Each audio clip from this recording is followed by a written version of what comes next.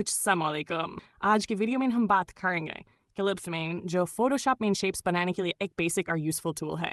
Ellipse tool को use करने के लिए Photoshop के टूल बॉक्स में से Ellipse टूल सेलेक्ट करें या यूज शॉर्टकट की प्रेस करें और फिर टॉप बार से शेप टाइप चूज करें, शेप, पाथ या पिक्सल्स।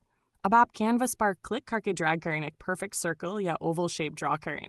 शिफ्ट की प्रेस करने से आप परफेक्टली राउंड सर्कल बना सकते हैं।